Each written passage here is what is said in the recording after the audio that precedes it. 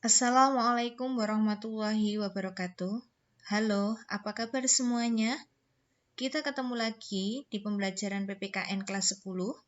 Kita akan mempelajari bab 1 tentang hakikat bangsa dan negara.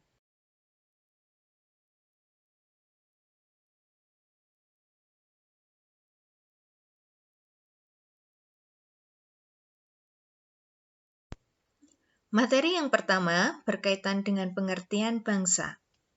Pengertian bangsa menurut para ahli, yang pertama menurut Otto Bauer, bangsa merupakan sekelompok manusia yang memiliki kesamaan karakter yang tumbuh karena kesamaan nasib. Sedangkan menurut Ernst, bangsa adalah sekelompok manusia yang berada dalam suatu ikatan batin yang dipersatukan karena memiliki persamaan sejarah dan cita-cita yang sama. Kemudian, menurut Insinyur Soekarno, bangsa adalah segerombolan manusia yang membentuk menjadi sebuah kelompok yang besar dan mempunyai persamaan watak atau karakter. Selanjutnya tentang unsur-unsur terbentuknya bangsa. Yang pertama, adanya sekelompok manusia yang memiliki keinginan untuk bersatu. Kemudian yang kedua, berada dalam satu wilayah tertentu. Yang ketiga, merasa sepenasib sepenanggungan, setujuan, serta memiliki cita-cita yang sama. Kemudian selanjutnya, adanya kesamaan karakter, identitas, budaya, bahasa, sehingga dapat dibedakan dengan bangsa lainnya. Kemudian unsur-unsur yang selanjutnya, adanya kehendak untuk membentuk atau berada di bawah pemerintahan yang dibuatnya sendiri. Selanjutnya, memiliki tokoh atau pemimpin. Materi yang kedua berkaitan dengan pengertian negara. Negara adalah organisasi di suatu wilayah yang memiliki kekuasaan tertinggi yang sah dan ditaati oleh rakyatnya. Proses terbentuknya suatu negara, ini ada 3 pendekatan. Pendekatan yang pertama merupakan pendekatan primer dan sekunder. Menurut pendekatan primer dan sekunder ini, kelompok mengangkat pemimpin yang kemudian disebut dengan raja. Fase ini merupakan fase kerajaan.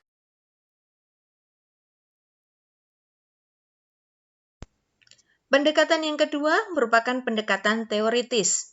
Di dalam pendekatan teoritis ini kemudian muncul beberapa teori. Yang pertama tentang teori ketuhanan. Menurut teori ketuhanan ini, negara ada karena kehendak Tuhan. Kemudian yang kedua, teori perjanjian masyarakat. Yang ketiga, teori kekuasaan. Yang keempat, teori kedaulatan.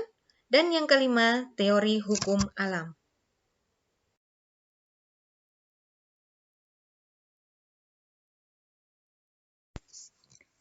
Pendekatan yang ketiga merupakan pendekatan secara faktual. Pendekatan ini didasarkan pada kenyataan yang benar-benar terjadi. Menurut fakta sejarah, suatu negara terbentuk antara lain karena pendudukan, proklamasi, penaikan, penyerahan, pencaplokan, pemisahan, peleburan, dan pembentukan baru.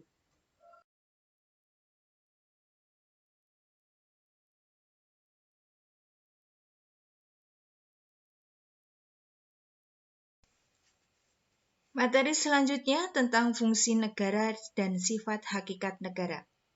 Yang pertama, tentang fungsi negara. Fungsi negara menurut para ahli diantaranya adalah menurut Montesquieu. Yang pertama, negara memiliki fungsi sebagai fungsi legislatif, fungsi eksekutif, dan fungsi yudikatif. Sedangkan fungsi negara secara umum, yang pertama, mengusahakan kesejahteraan dan kemakmuran rakyat, mengusahakan ketertiban, keamanan, dan pertahanan negara, menegakkan keadilan, dan sebagai stabilisator. Sedangkan sifat dan hakikat negara itu sendiri, negara memiliki sifat yang pertama, sifat memaksa, Yang kedua, sifat monopoli. Dan yang ketiga, sifat mencakup semuanya.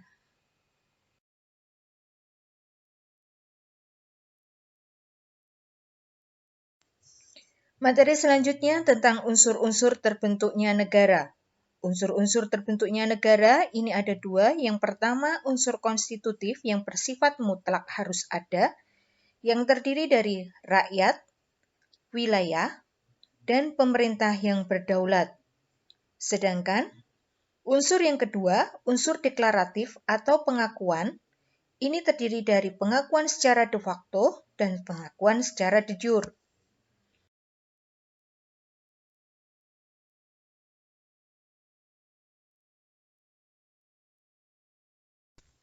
Bentuk negara dan kenegaraan. Bentuk negara. Bentuk negara ada negara kesatuan dan negara serikat atau federal. Negara kesatuan memiliki ciri hanya ada satu undang-undang dasar, hanya ada satu kepala negara, hanya ada satu dewan menteri, hanya ada satu dewan rakyat, kedaulatan negara dipegang penuh oleh pemerintah pusat, hanya terdapat satu kebijakan yang menyangkut kebijakan politik, ekonomi, sosial, budaya, pertahanan, dan keamanan.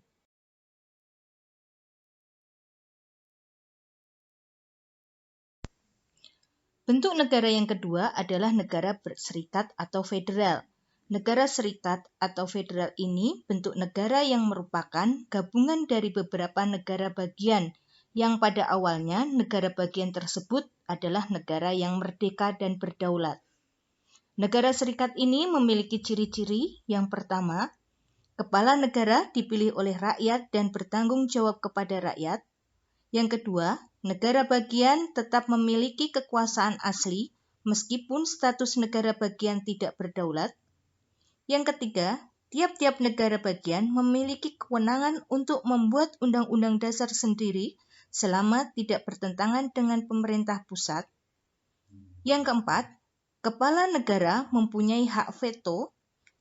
Yang kelima, pemerintah pusat memperoleh kedaulatan dari negara-negara bagian untuk urusan keluar dan sebagian urusan ke dalam.